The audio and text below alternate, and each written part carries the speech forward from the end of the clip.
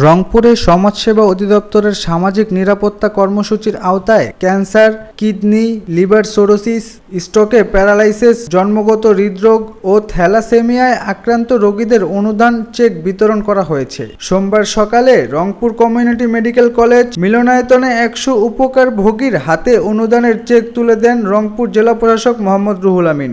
রংপুর গ্রুপের ব্যবস্থাপনা পরিচালক নাজমুল আহসান সরকারের সভাপতিত্বে উপস্থিত ছিলেন সমাজসেবা কার্যালয়ের উপপরিচালক অনিরুদ্ধ কুমার রায় সহ অন্যরা। এটা প্রথমবারের মতো কোনো বেসরকারি প্রতিষ্ঠানকে আপনারা সম্পৃক্ত করে বাংলাদেশ সরকার ক্যান্সার, কিডনি, থ্যালাসেমিয়া এবং আরো যে জটিল রোগগুলি আছে এই রোগের জন্য আমরা চেক বিতরণ করতে যাচ্ছি।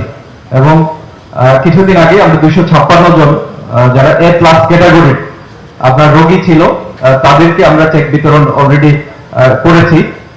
এখন যারা এর তালিকার মধ্যে যারা ছিলেন A+ ক্যাটাগরির তার মধ্যে আমরা 100 জনকে সিলেক্ট করেছি, যাতে এখানে কোনো ধরনের আপনার সুপারিশ বা তদবির অথবা অন্য কোনো আপনার ইনফ্লুয়েন্স যাতে আমাদের কাছে না আসে।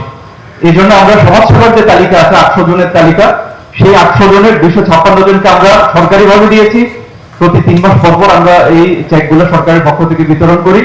তারই ধারাবাহিকতায় পরবর্তী 100 জনকে আমরা এখানে সিলেক্ট করেছি। তার মধ্যে 7 জন মৃত্যুবরণ করেছেন, কিন্তু সরকারি নিয়মে মৃত্যুবরণ করলেও যেহেতু পরিবার এই চিকিৎসার ব্যয়ভার বহন করেছেন, তাদেরকেও আমরা আজকে এখানে আমন্ত্রণ জানিয়েছি। এই হলো আমাদের আজকের যে সিলেকশন ক্রাইটেরিয়া। এই সিলেকশন ক্রাইটেরিয়া আপনার ডক্টর নির্ধারণ করে দিয়েছেন কে A+ রোগী, অর্থাৎ যার সিভিয়ারিটি বেশি তিনি হচ্ছেন A+ রোগী, যার সিভিয়ারিটি কম তিনি হচ্ছেন এভাবে A এবং B+, এরকম করে আমরা ক্যাটাগরি করে থাকি।